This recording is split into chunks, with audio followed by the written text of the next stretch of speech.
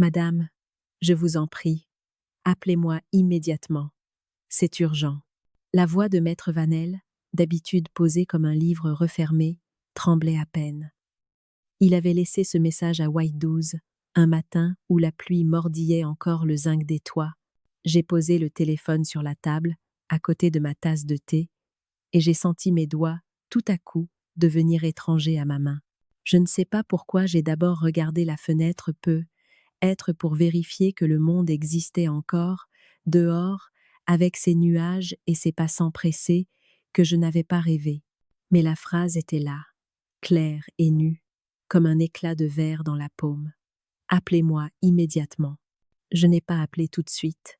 J'ai d'abord avalé une gorgée tiède, puis j'ai aligné, très lentement, mes gestes, rangé la confiture, essuyé la petite coulure sur la nappe, reposé la cuillère. Dans le silence du logement, j'ai entendu le tic-tac de l'horloge, un martèlement léger, mais obstiné, qui me rappelait le tempo d'une remarque de ma belle-fille la veille. Tu sais, à ton âge, on peut s'en mêler. Mieux vaut que quelqu'un de responsable s'occupe des papiers. Responsable. J'ai laissé ce mot retomber en moi comme une pièce de monnaie qu'on fait glisser dans une boîte en fer. On entend le bruit. On n'est pas sûr de ce qu'il achète. J'ai appelé. Le standard du cabinet a basculé sur sa ligne. Il a décroché aussitôt, comme si sa main attendait déjà ma voix. Madame, a-t-il dit, pardonnez la brutalité de mon message. Je viens de recevoir un dossier. Votre belle-fille a déposé, hier, une requête préparatoire pour une mesure de protection. Elle a joint une copie de procuration bancaire et une ébauche de mandat de protection future qui porte votre nom. Je préfère que nous parlions de vive voix. Au plus vite. Ne signez rien. Ne donnez rien. Pouvez-vous venir à 11 heures? Le mot protection a claqué comme une gifle entourée de velours. Une protection contre qui? J'ai senti mes jambes perdre leur certitude. J'ai demandé d'une voix qui n'était pas la mienne. Ils ont tout préparé? Oui. A-t-il soufflé? Et assez soigneusement pour m'inquiéter. Je vous expliquerai en détail. 11 heures. S'il vous plaît. Nous avons raccroché, et un long vide m'a regardé. Sur la table, la petite assiette blanche gardait la trace ronde de ma tasse. Je me suis revue, la veille, lorsque ma belle-fille avait déplacé mon fauteuil pour aérer l'espace et posé à la place une plante aux grandes feuilles lustrées. C'est plus moderne, avait-elle souri, en tirant sans soin la couverture qui me réchauffe les genoux le soir. Ensuite, elle avait pris mon courrier pour le trier. Il y a tant de choses inutiles, tu sais, tu te fatigues. Elle avait gardé une enveloppe crème que je n'avais pas reconnue, l'avait glissée dans son sac, puis m'avait embrassée, légère, sur la joue. Je m'occupe de tout, avait-elle chuchoté. Cette phrase, j'en ai senti le poids après coup, comme on palpe un bleu. Je m'occupe de tout, y compris de moi. J'ai ouvert le tiroir du buffet. Il résistait. Je savais qu'il était fermé à clé ma clé, celle qui pendait jadis à un ruban bleu. J'ai touché le petit trou, le métal froid de la serrure. À cet endroit précis, ma mémoire s'est allumée d'un coup. La semaine dernière, elle avait dit « Oh, la clé gêne, je la range dans le pot près de la porte. » Je n'avais pas vérifié. Le pot était vide. On ne déplace jamais une clé innocemment.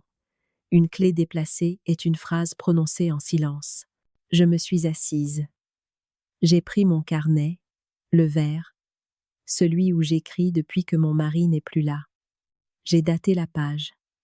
Mercredi, 8-5, puis j'ai noté. Appel du notaire. Appelez-moi immédiatement. Requête de protection, procuration, mandat futur. Ne rien signer. Sous ces mots, j'ai tracé un trait net, long comme une respiration. J'ai pensé à mon fils, au visage qu'il a quand il veut éviter une discussion. Il penche la tête, fixe le plan de travail, hoche un peu, comme si le temps allait finir par convaincre à sa place. C'est pour ton bien, maman. La première fois qu'il l'a dit, j'ai eu envie de pleurer de gratitude. La dernière, j'ai eu envie de dormir, longtemps, pour ne plus l'entendre. La pluie s'est arrêtée d'un coup, et la rue a pris une odeur claire. J'ai mis mon manteau, noué une écharpe, et j'ai glissé mon carnet dans le sac, avec ma carte d'identité, mon livret de famille, hélas, un vieux reçu de l'électricité qui atteste encore de mon nom à cette adresse. Sur le pas de la porte, j'ai eu un vertige, un de ces petits basculements qui te ravissent l'équilibre et te rendent vieille en un instant. Je me suis cramponnée à la poignée. J'ai respiré. Je ne suis pas fragile, me suis-je dit. Je suis une femme qui a longtemps porté des sacs trop lourds, voilà tout. Dans l'ascenseur, mon reflet m'a regardée comme une étrangère polie. Cheveux courts gris, visage où les rides ne sont pas des erreurs, mais des chemins. Je me suis souri un sourire minuscule, mais franc. Dans ce moment suspendu, je me suis surprise à murmurer. Si c'est un combat, je le ferai en silence. Dehors, l'Orient avait cette lumière humide d'entre deux pluies, la mer posée quelque part derrière les immeubles. Avec sa patience salée, le cabinet se trouvait à 10 minutes, au-dessus d'une pharmacie. J'ai marché lentement, attentive à mes pas comme on compte de l'argent, l'un après l'autre, sans en égarer. Toutes ces dernières semaines, des détails avaient rejoint un même fil, mais je n'avais pas voulu les nouer. Le double de mes clés qu'on me proposait, pour plus de sécurité, la carte bancaire, simplifiée, où l'on tapait mon code à ma place, parce que tes doigts tremblent, l'agenda partagé, pour ne pas rater tes rendez-vous, mon fauteuil déplacé, ma tasse remplacée par une autre plus stable, et ces phrases « Tu t'en mêles, laisse-nous te protéger ». Tu sais, les vieux se font souvent avoir. J'ai compris, dans la bouche de ma belle-fille, que les vieux, c'était moi, mais se faire avoir, c'était par eux. Devant la porte du cabinet, j'ai ouvert mon sac pour vérifier une dernière fois la présence du carnet. Il était là, pesant, rassurant. J'ai pensé à ma mère couturière qui me répétait « Quand ça tire d'un côté, ma fille, ce n'est pas qu'il faut tirer de l'autre. Il faut découdre, reprendre la pièce, et coudre droit. » J'ai poussé la porte. Une odeur de bois ciré, de papier neuf et de pluie séchée m'a enveloppée. Maître Vanel est apparu, grave sans être sombre. Ses yeux, clairs, avaient la délicatesse de ne pas chercher la mienne trop vite. Nous nous sommes assis. Il a mis devant lui une chemise cartonnée qu'il n'a pas ouverte immédiatement. Il m'a d'abord demandé si je voulais un verre d'eau. Ce fut la première attention de la journée, qui n'avait pas l'air de me retirer quelque chose. « Madame » a-t-il commencé doucement. « Ce que je vais vous dire peut blesser, mais il vaut mieux la clarté. Votre belle-fille a déposé une requête préparatoire. Elle invoque des troubles mnésiques, mentionne des décisions inadaptées, parle de factures non réglées. » Il s'est interrompu en relevant vers moi un regard professionnel et humain à la fois. Elle joint des documents, procuration, relevé, un courrier d'une banque, un modèle de mandat de protection future. C'est une architecture, si vous me permettez le terme, une architecture. Le mot m'a fait penser à la maison que j'avais bâtie avec mon mari, lentement, pièce après pièce, et à la façon dont, aujourd'hui, on tentait de me déménager sans me prévenir. Ai-je dit, est-ce que c'est légal? Ce qui est déposé n'est pas une mesure, pas encore. C'est une préparation. Mais si on ne fait rien, si l'on vous isole de vos propres actes, si l'on vous arrache un consentement au détour d'une signature, alors oui, on peut aller très vite, trop vite. Vous comprenez pourquoi je vous ai appelé. J'ai hoché la tête. Je sentais le tremblement dans mes épaules, un petit moteur froid qui refusait de se taire. J'ai posé mon carnet sur la table, l'ai ouvert à la page du jour, l'écriture serrée de mes notes. Il l'a regardé une seconde, puis m'a regardé, moi comme on reconnaît une alliée. « Je ne suis pas malade, ai-je dit. Je suis fatiguée, souvent. Mais je sais ce que je signe. Je sais ce que je veux. Alors nous allons sécuriser, a-t-il répondu. Mais, d'abord, permettez-moi. Il a tourné la chemise vers moi. Regardez ce nom, là, le mien, en lettres imprimées, et en dessous, la signature calquée d'un modèle, comme un fantôme prêt à s'emparer de ma main. Je n'ai pas pleuré, pas encore. Une chaleur sèche m'a monté aux yeux, s'est tenue à la lisière. La trahison n'était plus une impression, c'était un document. La violence n'était pas un cri, c'était un format. Vous avez dit « ne rien signer », ai-je articulé. Ne rien signer, ne rien donner, ne rien laisser, pour simplifier. Sa voix s'est faite plus basse. Et si quelqu'un vous dit « c'est pour votre bien », notez-le. Les phrases comptent, en droit, quand elles reviennent à la date juste. Alors j'ai compris, d'un seul tenant, que ma vie entière, ces années de lessive, de soupe, de chiffres petits sur des carnets, m'avaient préparé à ce moment précis. Tenir droit, écrire net, respirer lentement, et ne craindre ni le silence, ni la durée. Une sorte de clarté s'est faite en moi, comme quand le ciel, après la pluie, n'est pas encore bleu, mais sait déjà qu'il va le devenir. Je me suis penchée, j'ai pris mon stylo, j'ai écrit en grosses lettres, au bas de la page. Je ne serai pas expulsée de ma propre vie. Puis j'ai signé mon nom à moi, celui que personne ne peut porter à ma place. Avant tout cela, avant les appels du notaire, avant les regards de méfiance et les clés qui disparaissent, ma vie tenait dans une routine claire et simple, celle d'une femme qui croyait encore que l'amour familial, même imparfait, suffisait à tenir les murs. Je m'appelais encore maman avec tendresse, pas avec lassitude. Je vivais à Lorient, dans une petite maison blanche à 2 pas du port, avec un rosier qui refusait de mourir malgré le vent salé. Mon mari, Jean, l'avait planté le lendemain de notre mariage. Il disait qu'il voulait un symbole solide, quelque chose qui pique, mais qui fleurit. Il avait raison. Ce rosier-là a survécu à toutes aux tempêtes, à la maladie, à lui, même après qu'il soit parti. Jean était menuisier. Je l'ai rencontré dans une quincaillerie de la rue Carnot, un jour où je cherchais un tournevis. Il riait fort, il sentait le bois chaud, et il avait ce regard direct des hommes qui savent réparer les choses. On s'est mariés peu après, dans une petite mairie où l'adjoint portait un veston trop large. Nous n'avions pas grand-chose, mais nous avions nos mains. Je cousais pour des voisines, je gardais les enfants des autres, je faisais des ménages le matin, des ourlets le soir. Jean, lui, ramenait des copeaux dans ses cheveux et un air de chanson qu'il sifflait en rentrant. Nous étions pauvres, mais droits. Ce n'était pas le bonheur des cartes postales, c'était celui des gestes. Poser une assiette chaude devant quelqu'un qu'on aime, accrocher une chemise propre, fermer les volets ensemble le soir. Quand mon fils Marc est né, j'ai eu l'impression de tenir dans mes bras la promesse d'un avenir neuf.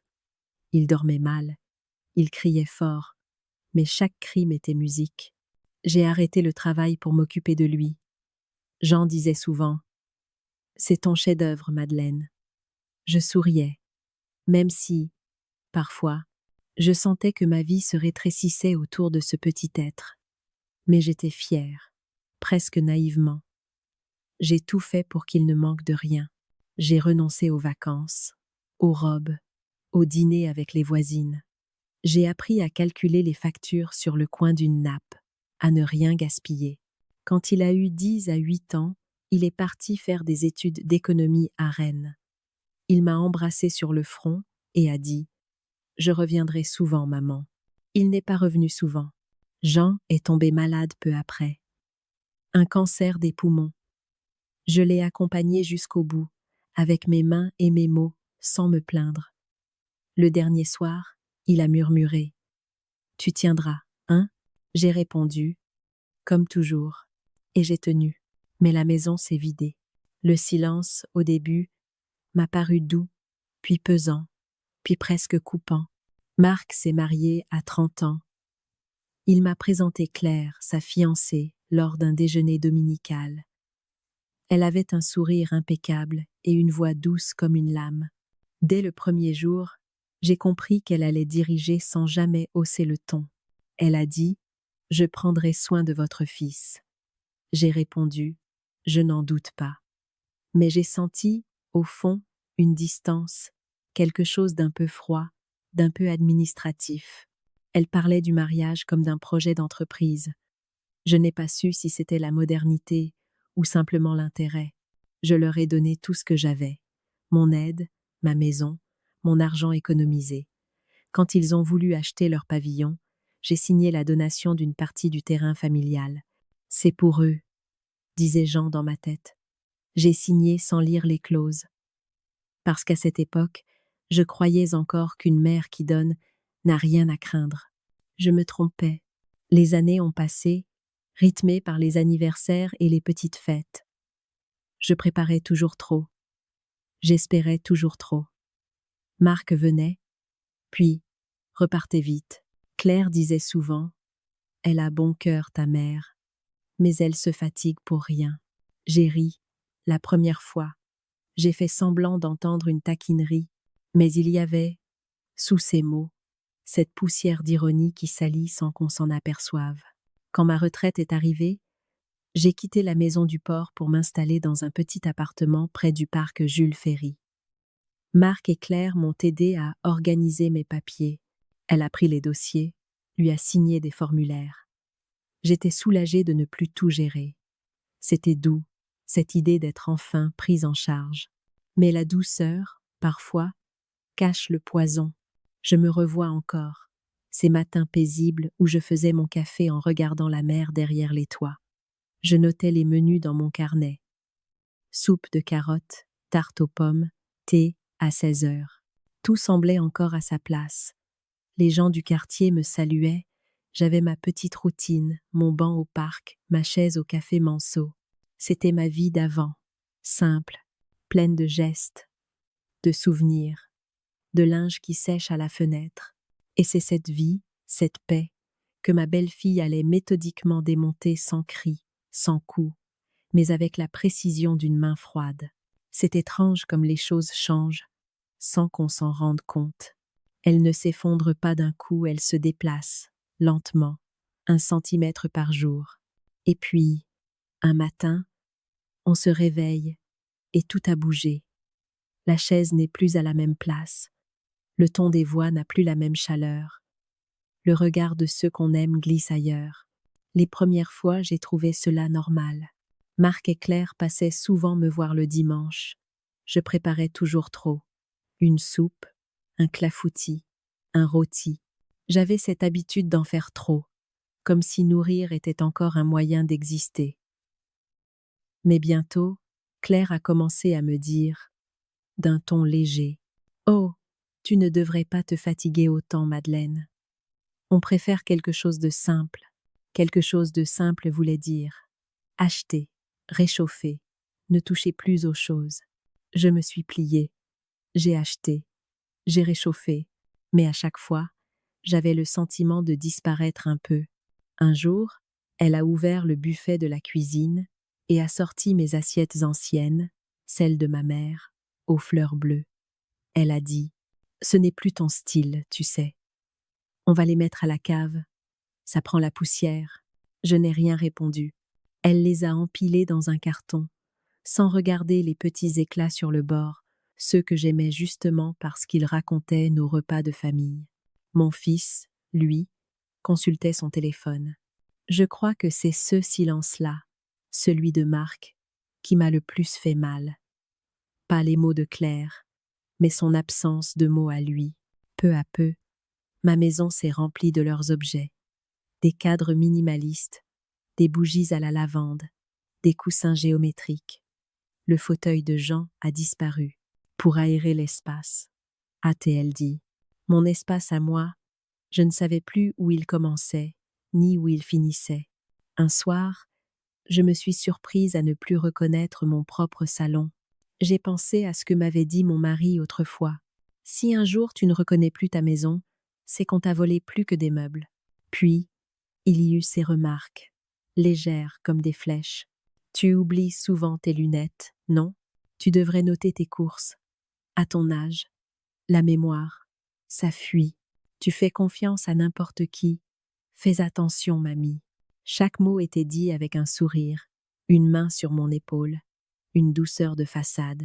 Mais sous la surface, il y avait cette idée. Elle devient fragile. Un matin, Claire est arrivée avec des papiers. J'ai préparé pour toi quelques démarches, tu n'as qu'à signer. C'est pour simplifier. Je me souviens avoir regardé le stylo, puis ses yeux. Elle a ajouté, tu sais, Marc et moi, on veut juste t'aider. Tu peux nous faire confiance. J'ai signé, sans lire. Et le soir même, j'ai eu honte. Je ne dormais plus bien. J'avais l'impression d'avoir glissé dans une mécanique que je ne comprenais plus. Les humiliations ont changé de forme. Elles se sont faites silencieuses. Quand j'appelais mon fils, il ne répondait plus. Quand je laissais un message, c'était Claire qui rappelait. Elle disait « Marc travaille beaucoup. Tu sais, c'est pour toi aussi. » Plus tard. Cette phrase, plus tard, me donnait envie de hurler. Plus tard, c'était quoi? Ma mort? J'ai cessé d'appeler. À Noël, elle m'a offert une boîte de soins pour la peau anti-âge. Elle a ajouté, en riant, « C'est pour que tu restes belle, même à ton âge. » Marc a ri aussi. Moi, j'ai souri, mais j'ai noté. Je notais tout, désormais. Dans mon carnet vert, les dates, les phrases, les gestes. Le 12 janvier, elle a pris mes clés pour faire un double. Le 25 février, ils ont déplacé mes papiers administratifs dans un tiroir fermé. Le 9 mars, elle a trié mon courrier sans me demander. Je devenais invisible dans ma propre vie. Mais ma mémoire, elle, restait intacte. Je savais qui j'étais. Et c'est sans doute cela, le plus insupportable pour eux, qu'une vieille femme, même silencieuse, puisse encore voir clair. Un jour, j'ai voulu sortir seule pour aller au marché. Claire a posé sa main sur mon bras. « Tu devrais te reposer. Il pleut. Et tu pourrais tomber. » J'ai répondu calmement. « Je préfère tomber dehors que m'éteindre dedans. » Elle a eu un rire sec, comme une porte qui se ferme. À ce moment précis, j'ai compris que quelque chose venait de basculer. Elle ne m'aimait pas, mais pire, elle me préparait ma place, préparait mon silence. Je ne savais pas encore qu'elle préparait aussi mes papiers. Ce qui allait, quelques semaines plus tard, pousser mon notaire à m'appeler dans l'urgence. C'est arrivé un mardi, à la fin d'avril. Un jour banal, gris, sans promesse. Je me souviens du silence du matin, du vent léger dans les rideaux et de la lumière pâle sur la nappe à carreaux. Tout semblait paisible, presque figé, ce genre de calme qui cache une faille. Claire était venue la veille, m'aider à ranger mes papiers. J'avais accepté, fatiguée, lasse de la voir froncer les sourcils devant mes chemises pleines de reçus et de lettres. Elle avait tout trié, avec sa précision froide. Les documents d'un côté, les souvenirs de l'autre. Elle avait dit, on garde seulement ce qui est utile. Le reste, ça encombre. Ce qui est utile. Dans sa bouche, ces mots sonnaient comme un verdict. Le lendemain matin, quand j'ai voulu reprendre mon carnet vert pour noter mes dépenses, il n'était plus sur la table. Le tiroir du buffet, lui, était verrouillé. J'ai cherché la clé dans le pot près de la porte vide. Dans la cuisine, rien. Et sur le buffet, à la place du petit trousseau suspendu, il y avait un mot, écrit de sa main. « Ne t'inquiète pas, j'ai mis les papiers en lieu sûr. »« Repose-toi. »« Claire. »« Repose-toi. » 3 mots polis comme une gifle. Je suis restée là, debout, la main sur le buffet fermé. Je sentais dans mon ventre un froid sec, une sorte de vide qui s'installe lentement, comme une marée qui se retire. Ce n'était plus une maladresse. C'était une confiscation. Mon carnet contenait tout. Mes comptes, mes souvenirs, mes repères. Et dans ce buffet, il y avait les copies de mes relevés, les lettres du notaire, mon livret de famille, mon titre de propriété, tout ce qui disait que j'existais légalement. J'ai appelé Marc. 3 fois. La première, il n'a pas répondu. La deuxième, il a décroché, distrait, comme un homme dérangé dans sa journée. « Qu'est-ce qu'il y a, maman ?» Claire m'a dit que tu étais un peu perdue ce matin. Perdue?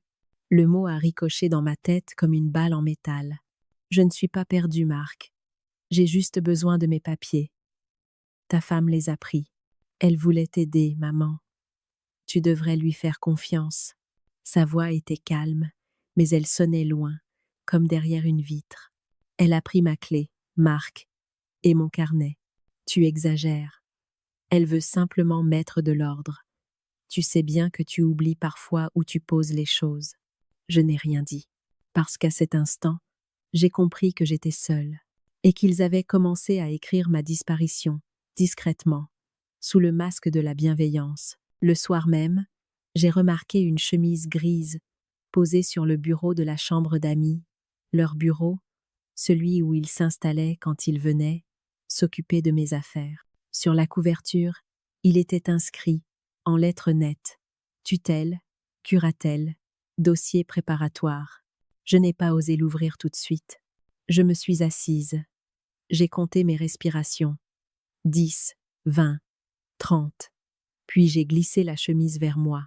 À l'intérieur, il y avait une photocopie de ma carte d'identité, des relevés bancaires, un rapport médical daté de 3 semaines, signé par un médecin que je ne connaissais pas, troubles de la mémoire, confusion ponctuelle, risque de vulnérabilité, préconisation, mesures de protection familiale. Je relisais ces phrases en tremblant. C'était ma vie, mon nom, mon âge, mais pas ma vérité. Je me suis levée brusquement, le cœur cognant dans ma poitrine. J'ai cherché mon carnet de notes disparu. Mon portable verrouillé, Claire avait simplifié l'accès la veille. La seule chose que j'avais encore, c'était ma mémoire. Et elle, personne ne me la volerait. J'ai repris la chemise, l'ai remise à sa place. Puis, j'ai ouvert un vieux cahier d'école trouvé au fond d'un tiroir. Et j'ai commencé à écrire, page après page, la liste de tout ce qu'ils avaient déplacé, pris, modifié, signé à ma place. Les dates, les phrases, les gestes. J'ai noté la phrase exacte de mon fils. Elle veut t'aider. Et celle de Claire. On garde ce qui est utile. Akendera re. Akendera donariston. J'ai écrit comme on plante des clous dans du bois dur. Pour que ça tienne. Pour que ça reste. Cette nuit-là, je n'ai pas dormi. Je me suis assise dans le fauteuil qu'il n'avait pas encore déplacé, celui de Jean, mon mari. J'ai repensé à lui, à sa voix grave. Si un jour tu sens qu'on veut te voler ta place, reprends ton maître et mesure la tienne, même toute seule.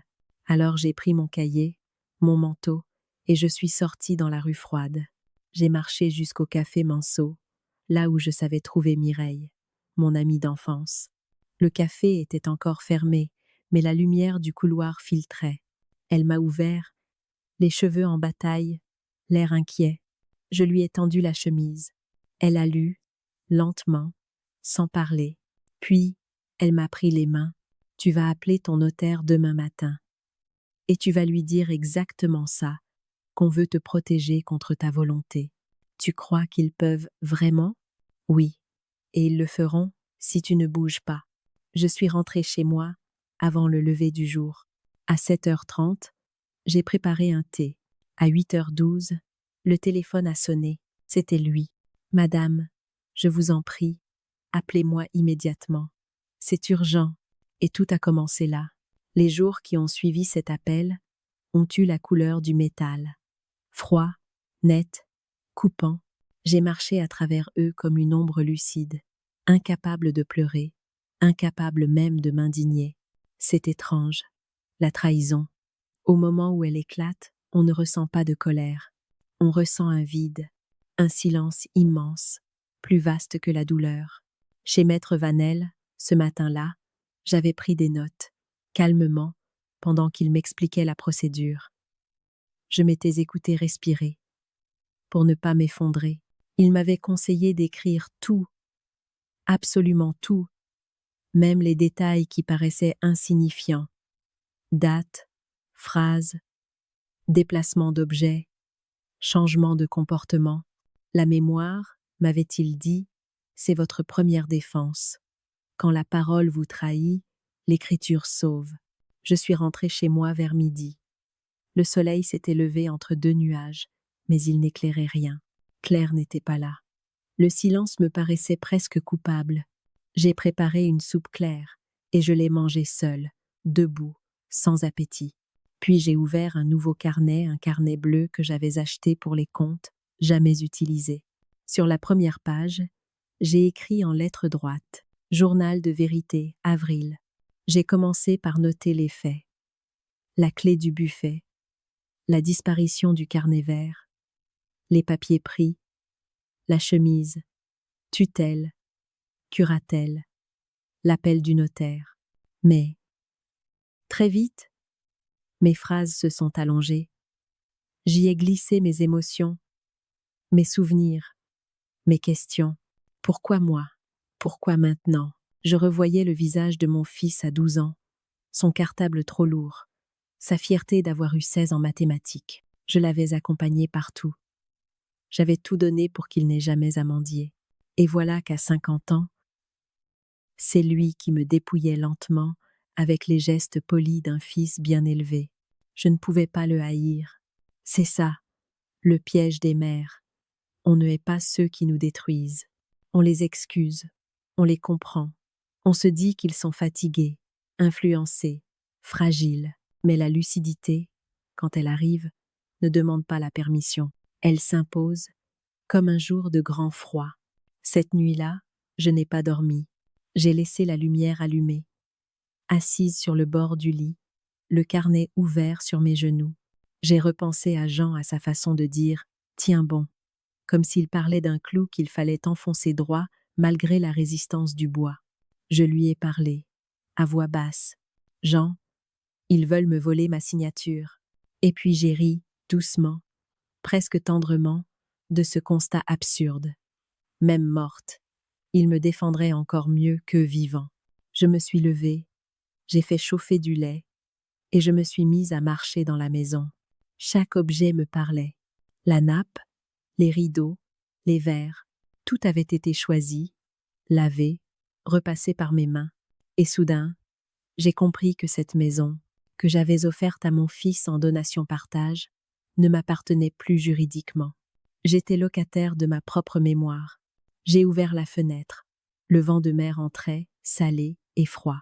Je n'ai pas eu peur. Pas encore. Ce que j'ai ressenti, c'était une sorte de lucidité brûlante, la clarté du désespoir utile, celle qui précède l'action. Le lendemain, j'ai appelé Mireille. Je lui ai dit « Je vais me battre, mais je veux le faire proprement, sans cri. » Elle a répondu « Alors écris, prépare, et n'oublie jamais que le silence est une arme s'il est rempli de preuves. » Ces mots-là, je les ai gravés. J'ai commencé à tout mettre en ordre. J'ai relu les vieux courriers de la banque, j'ai dressé une liste des comptes existants, des procurations données, des signatures effectuées. J'ai découvert qu'un virement automatique avait été ajouté vers un compte au nom de Marc. Un petit montant, mais régulier. Participation aux charges familiales. Je n'avais rien signé de tel. Je me suis sentie glacée. Je me suis alors mise à réfléchir rationnellement, comme si ma survie dépendait d'une équation. Que faire? Contester? Risquer. Il dirait que je délire. Hurler? Inutile. Les hurlements des vieilles femmes ne traversent pas les murs. J'ai choisi une troisième voie. Observer, écrire, agir sans bruit. J'ai pris rendez-vous à la banque. Seule. J'ai feint un léger trouble de mémoire pour qu'on me parle lentement. J'ai demandé copie de toutes les procurations. J'ai récupéré les signatures. Puis je suis allée à la mairie pour demander un duplicata de mon titre de propriété. La secrétaire m'a regardée avec douceur.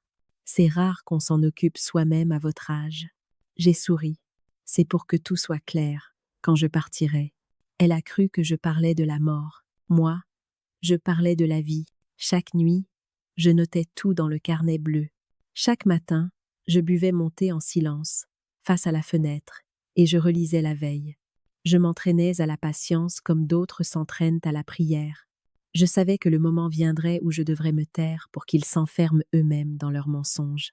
Mais avant cela, il me fallait verrouiller mes biens, mes comptes, mon avenir. Un soir, Claire est entrée sans frapper. Je vais te prendre rendez-vous pour un contrôle médical, juste pour vérifier que tout va bien. J'ai répondu, bonne idée. Elle a semblé surprise. Tu veux bien? Oui, mais je le ferai moi-même. J'ai trouvé un autre médecin. Plus près, elle n'a rien dit, mais j'ai vu dans ses yeux une ombre d'agacement. Elle savait qu'elle venait de perdre un terrain, petit, mais vital. Cette nuit-là, en me couchant, j'ai noté. Leur contrôle, c'est leur confort. Mon calme, c'est ma force. Et c'est à ce moment précis, je crois, que la peur a cessé. Non pas parce que je me sentais en sécurité, mais parce que j'avais trouvé une direction. Je n'étais plus une victime qui attend. J'étais une femme qui observe, calcule et prépare. J'ai relu mes carnets, les anciens, ceux où j'écrivais quand Jean était vivant. Entre deux listes de courses, j'ai retrouvé une phrase qu'il m'avait griffonnée un soir de janvier.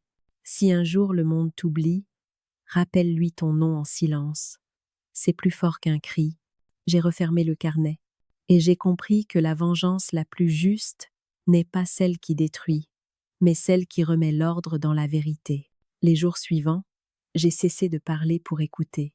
Je voulais comprendre leurs pas, leurs horaires, leurs automatismes, leurs complots, je le sentais, n'étaient pas encore achevés. Claire me croyait engourdie, confuse, presque docile, c'était ma couverture la plus précieuse. Le lundi, elle a dit à Marc, « Il faudrait qu'on finalise la procuration pour la banque, tant qu'elle est encore en forme. » Encore en forme. Ces 3 mots, je les ai notés dans mon carnet bleu, puis je les ai soulignés 2 fois. Je savais désormais qu'il me restait peu de temps avant qu'ils ne m'enferment légalement dans le rôle qu'ils avaient choisi pour moi.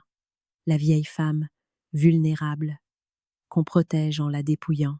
Ce matin-là, j'ai remis mon manteau beige, celui que Jean aimait, et je suis allée chez la banque. Le guichet était tenu par Nadia, une jeune femme sérieuse que j'avais connue à ses débuts. Elle m'a reconnue immédiatement. « Bonjour, Madame Martin. Cela faisait longtemps. » Je lui ai souri. « Oui, on me dit souvent que j'ai disparu. » Je lui ai parlé calmement, sans tout dire. Je lui ai demandé de vérifier mes procurations et d'imprimer l'historique. Son regard s'est assombri quand elle a vu la signature de Claire. « Vous êtes sûre d'avoir autorisé ce document? » « Non, mais si je l'étais, je ne serais pas là, ma chère. » Elle m'a aidée discrètement. J'ai récupéré les copies, les dates, les virements. Elle m'a glissé dans une enveloppe brune. Gardez tout ça dans un endroit sûr. Et ouvrez un compte secondaire, sans procuration possible. Je vous le crée dès aujourd'hui, si vous voulez. J'ai signé pour la première fois depuis des mois, une signature qui m'appartenait vraiment. Quand je suis sortie, j'ai senti le vent sur mes joues comme une absolution. J'avais commencé à reprendre ma vie, trait par trait. Le lendemain, j'ai pris rendez-vous avec Maître Vanel. Je suis arrivée avec ma pochette bleue, mes copies, mes notes. Il m'a écouté longuement, sans m'interrompre. Puis il a dit, « Il faut verrouiller votre patrimoine, tout de suite. Nous allons établir un testament clair, irrévocable, et notifier la banque. Vous resterez usufruitière de tout, mais personne ne pourra rien toucher sans votre signature, ni invoquer une tutelle sans expertise médicale. Je veux aussi prévoir une clause pour ma petite fille, Emma. Si jamais je meurs avant sa majorité, elle recevra directement ce que j'aurai placé. » Très bien. Ah, il dit. Et vous voulez en informer votre fils? J'ai regardé la fenêtre, les nuages qui s'étiraient comme des draps mouillés. Non, pas encore. Le silence est ma meilleure défense. Nous avons travaillé 2 heures.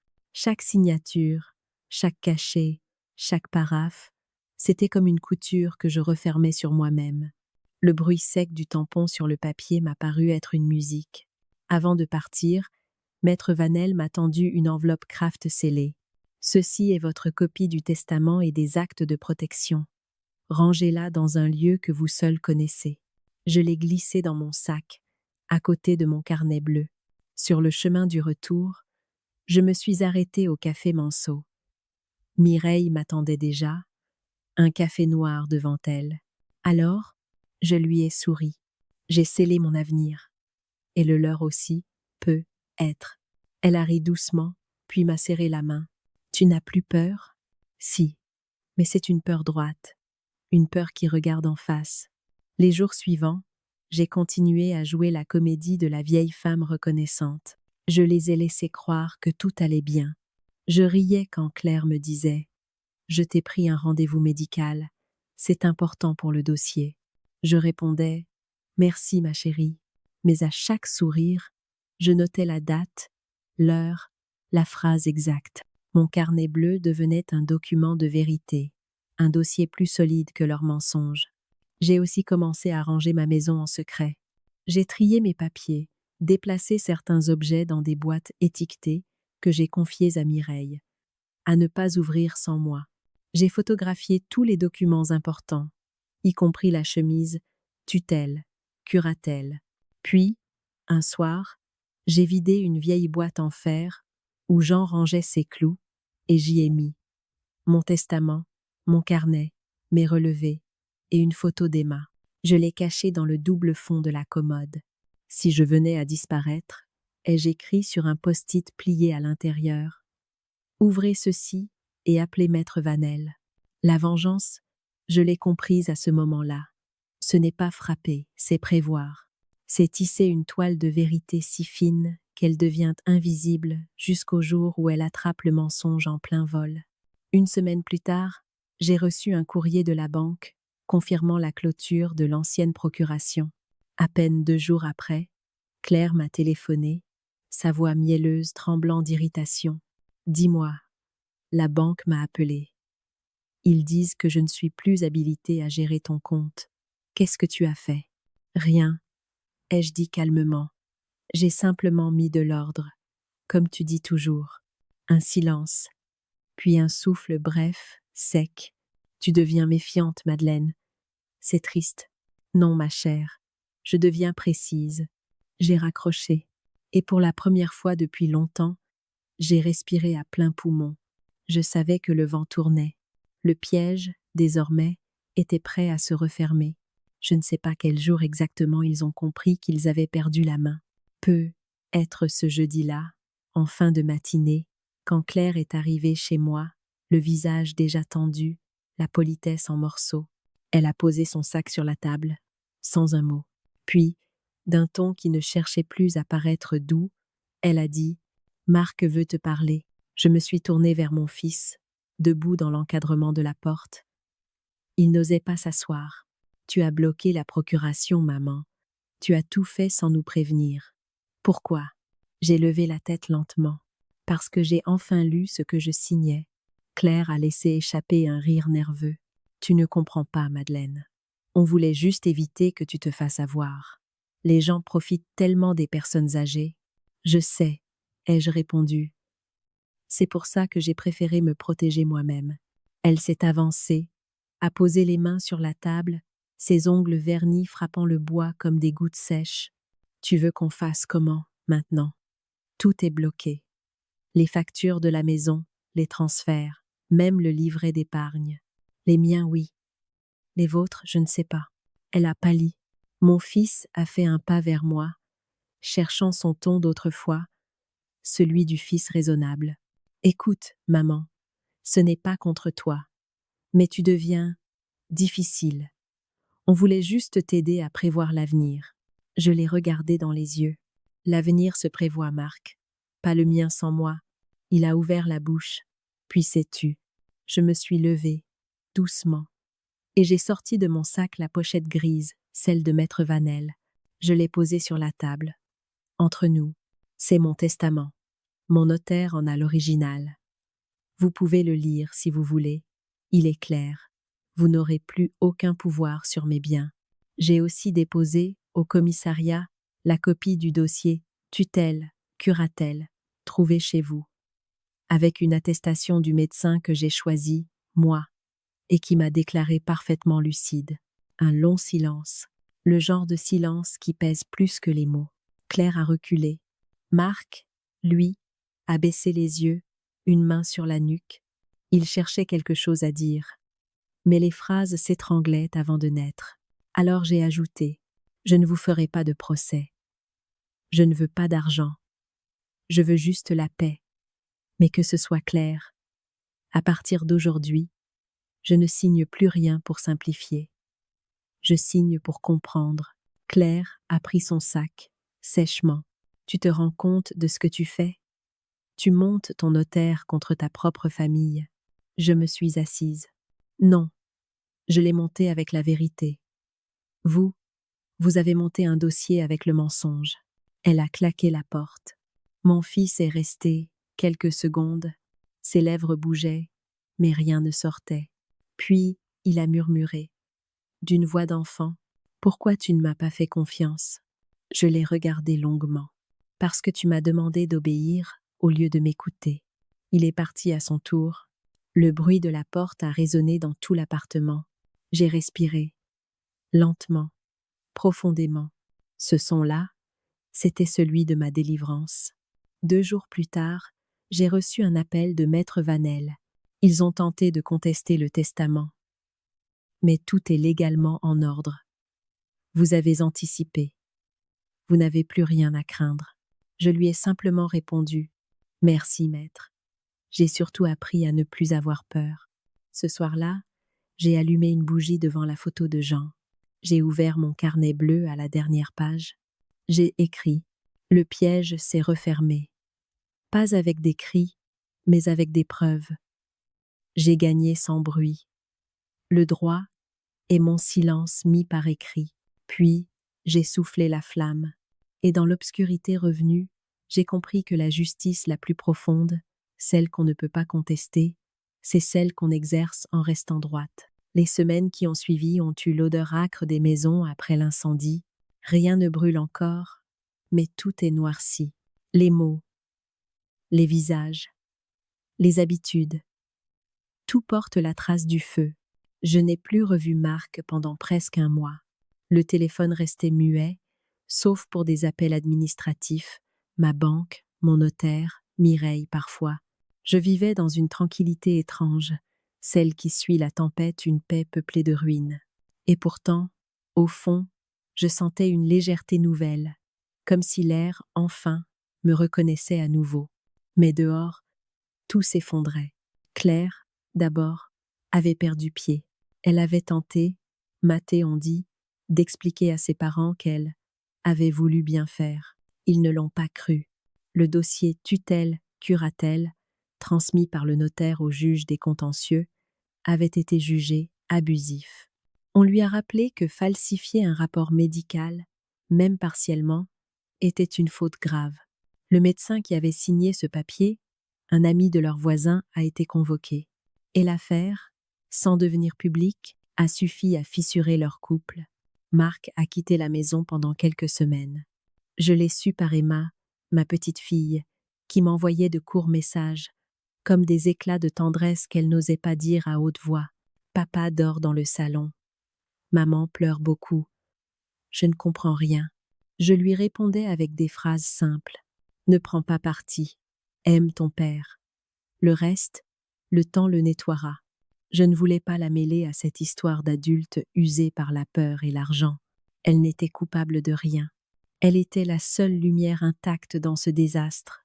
Un soir, alors que je fermais les volets, j'ai aperçu Marc de l'autre côté de la rue. Il hésitait, comme un enfant devant une porte. J'ai ouvert. Il n'a pas parlé. Je lui ai servi du thé, comme autrefois.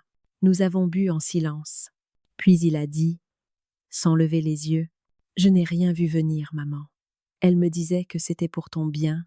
Je l'ai cru. Moi aussi je l'ai cru, ai-je murmuré. Mais on ne sauve pas les gens en leur retirant leur nom. » Il a pleuré. C'était la première fois depuis les funérailles de Jean. Je n'ai pas pleuré avec lui.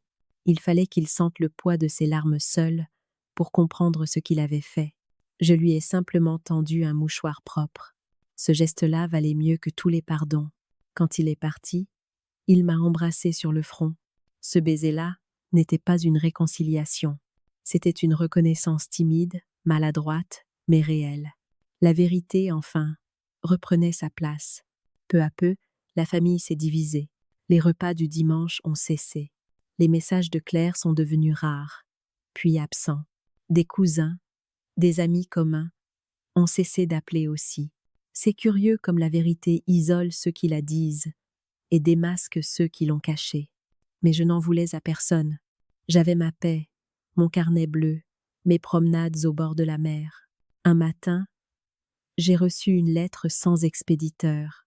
L'écriture était tremblée, nerveuse, celle de Claire. Je sais que j'ai mal agi. J'ai voulu trop bien faire, trop vite. Je t'ai vue comme un poids, pas comme une femme. Marc m'en veut, moi je m'en veux encore plus. Je ne sais pas si tu peux me pardonner.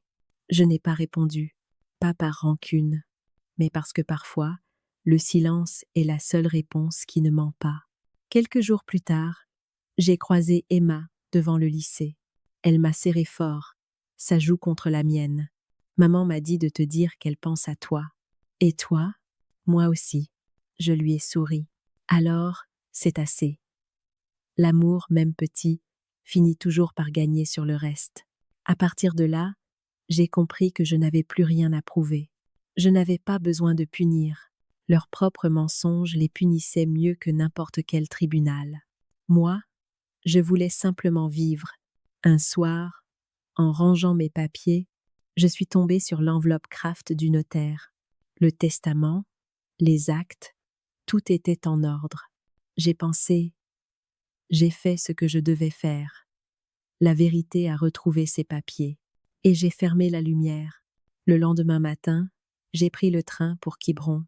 Je ne savais pas encore que j'y resterais. La première fois que j'ai posé le pied à Quiberon, j'ai eu l'impression de respirer autrement. L'air y est plus vaste, plus honnête. Il ne demande rien, il ne juge pas. Il entre, il nettoie.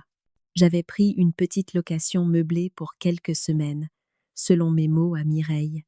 Mais je savais déjà que je ne reviendrais pas à Lorient. J'avais laissé là-bas trop de fantômes, trop de phrases étouffées. L'appartement donnait sur la mer. Une pièce claire, un balcon minuscule, une table en bois clair. Le matin, j'ouvrais les volets, et la lumière se déversait comme une eau neuve. J'écoutais le vent, le cri des mouettes, les pas des promeneurs. Je n'attendais plus rien, et c'est sans doute pour cela que tout ce qui arrivait me paraissait beau. J'ai repris mes habitudes d'autrefois. Écrire, marcher, observer. Le carnet bleu s'est rempli de phrases paisibles. Aujourd'hui, la mer était lourde et bleue. J'ai acheté du pain au sel. Le monde continue, même quand on l'a quitté un instant. Au marché, j'ai fait connaissance avec les commerçants. Une boulangère aux joues rondes, un pêcheur bavard et une libraire, Hélène, qui m'a dit un jour « Vous avez l'air de quelqu'un qui écrit plus qu'elle ne parle. » J'ai ri. C'est vrai. L'encre, au moins, ne m'interrompt pas. C'est elle qui m'a parlé d'un atelier d'écriture pour retraités, le mercredi après-midi.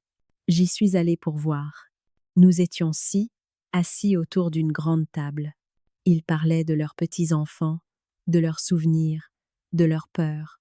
Quand est venu mon tour, j'ai lu un texte court, tiré de mon carnet bleu sans dire qu'il était vrai.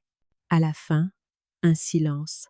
Puis quelqu'un a murmuré « C'est fort, votre histoire. » On dirait que c'est arrivé. J'ai souri. C'est arrivé à beaucoup plus de femmes qu'on ne le croit. C'est là que j'ai compris que mon silence pouvait servir autrement, qu'il pouvait devenir parole pour celles qui n'en ont pas. Les semaines ont passé. Je me suis mise à jardiner sur le balcon. 3 pots de menthe, un de lavande, un de basilic. Chaque matin, je leur parlais comme à des compagnons. Vous, au moins, vous ne trahirez personne. Et les feuilles se balançaient dans la lumière, comme pour répondre. Parfois, je recevais un message d'Emma, toujours simple, toujours pudique. « Coucou mamie, j'ai eu 15 en français. Papa dit que tu écris encore. Je t'aime fort. » Je lui répondais. « Continue d'écrire aussi. Ma chérie, c'est une manière de rester libre. Je n'ai plus entendu parler de Claire. Je crois qu'elle est partie à Nantes, travailler dans une agence immobilière. Marc, lui, m'appelle de temps en temps. Il ne s'excuse pas. Je crois qu'il ne le peut pas encore, mais il me raconte ses journées, sa fille, son jardin. C'est assez. J'ai appris que l'amour d'une mère n'a pas besoin de s'éteindre pour devenir tranquille. Un matin de septembre, je suis retournée à Lorient pour signer la vente définitive de mon appartement. La même ville, la même gare, mais un autre regard. Je me suis arrêtée devant la mer. L'air sentait la rouille et le sel. J'ai murmuré « C'est fini ». Puis, j'ai repris le train vers Quiberon, sans un regret. Le soir, sur le balcon, j'ai ouvert mon nouveau carnet un rouge. Cette fois, sur la première page, j'ai écrit « Recommencer n'est pas fuir, c'est choisir la direction du vent ». La vie, maintenant, tenait dans des choses minuscules.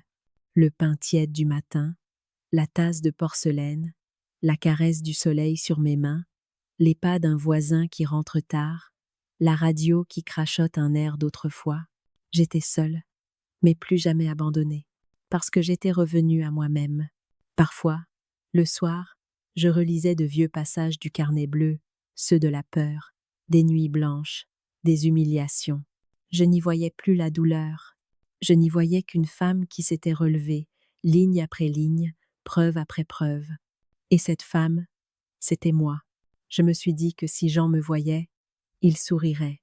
Il dirait « Tu as tenu, ma belle », et peut être, oui, que quelque part, il m'entend. Ce soir-là, la mer était calme. Une nappe de lumière glissait sur les flots, et le ciel prenait cette teinte violette que Jean aimait tant. J'étais assise sur le balcon, un châle sur les épaules, une tasse de tisane tiède entre les mains, le carnet rouge ouvert, le vent en tournait doucement les pages. Je regardais le monde, et le monde ne me devait plus rien. Ni explication, ni excuse, ni revanche. J'avais traversé la tempête, et j'en étais sortie avec moins de monde autour, mais plus de moi en dedans. La solitude, je l'ai longtemps crainte, et pourtant, elle s'est révélée une compagne honnête. Elle ne ment pas, ne manipule pas. Elle ne vous retire pas les clés de vos tiroirs, ni le droit de penser. Elle vous oblige seulement à faire face à votre propre visage, à vos propres fautes. Oui, j'en ai commis aussi. J'ai trop aimé, j'ai trop donné. J'ai cru que protéger, c'était effacer mes frontières. J'ai cru que se taire, c'était préserver la paix. Mais se taire, parfois, c'est permettre qu'on nous vole lentement. Il m'a fallu du temps pour comprendre que la douceur sans lucidité devient faiblesse et que la bonté sans limite attire les mains avides. Alors, j'ai appris à dire non, pas avec colère, mais avec calme, à signer mes décisions, pas mes renoncements, à garder mes clés, mes papiers et ma voix. Je pense souvent à mon fils. Je sais qu'il porte encore la honte de ce qu'il a laissé faire, mais je ne veux pas que cette honte le dévore. Je veux qu'elle lui serve, qu'elle devienne une mémoire vivante, celle d'un fils qui a compris, trop tard, que sa mère était encore debout. Emma vient parfois passer quelques jours avec moi. Nous allons au marché, nous faisons des gâteaux. Elle lit à voix haute mes vieilles notes. Un jour, elle m'a demandé « Mamie, pourquoi tu écris toujours dans des carnets ?» Je lui ai répondu « Parce qu'un carnet, c'est comme une main qu'on tend vers demain. Ce qu'on y écrit, un jour, quelqu'un le lira. » Elle a souri, et j'ai su que tout ce que j'avais traversé avait trouvé un sens. La maison est simple. Quelques livres, des fleurs séchées, une photo de Jean, un dessin d'Emma sur le frigo. Je n'ai plus besoin de grand-chose. Je vis lentement, à ma mesure, sans compte à rendre à personne. Chaque matin, je choisis ma tasse, mon silence, ma lumière, et cela suffit. Parfois, le soir, je repense à Claire, pas avec haine, avec ce recul que donnent les années et les blessures digérées. Je me demande si elle a compris, un jour, que vouloir contrôler la vie d'une autre, c'est perdre la sienne. Je me dis qu'elle doit vivre avec son propre vide, ce vide qui s'installe quand on a trahi quelqu'un qui ne criait pas. Je ne la plains pas, je ne la condamne pas, je la laisse simplement là, dans le passé. Le notaire, maître Vanel, m'a écrit il y a quelques semaines. Madame, je tenais à vous dire que votre affaire a inspiré un protocole de vigilance au sein de notre étude pour mieux protéger les personnes âgées de ce genre de manœuvre. J'ai lu cette lettre comme on lit la dernière page d'un livre qu'on referme doucement. Je n'ai pas répondu. Je n'en avais plus besoin. Cette nuit-là, j'ai écrit ma dernière note dans le carnet rouge. Une phrase unique, tracée lentement, avec une écriture ferme. Je n'ai rien repris à personne. J'ai seulement repris ma place. J'ai posé le stylo et j'ai regardé la mer. Le vent faisait danser la flamme de la bougie posée sur la table. J'ai pensé à toutes les femmes de mon âge, celles qu'on rend invisibles à force de vouloir les aider, à celles à qui on retire les clés, les décisions, les voix. J'aurais voulu leur dire « Ne laissez personne parler pour vous. Même en tremblant, dites non. Même en silence, tenez bon. » Le silence. Oui, ce compagnon qui m'a sauvé, ce n'est pas la fuite, ni la faiblesse. C'est une façon de poser la vérité sur la table, sans hurler, sans s'abaisser, sans se salir. Le silence, quand il est clair, devient une frontière que personne ne franchit. Il est la dignité mise en repos. Il est la justice sans bruit. Et ce soir-là, en regardant la mer s'endormir sous la lune, j'ai compris qu'il ne me restait qu'une phrase à écrire. Une phrase simple, mais qui contenait toute ma vie, tout mon combat, toute ma paix retrouvée. Le silence peut aussi être une forme de justice.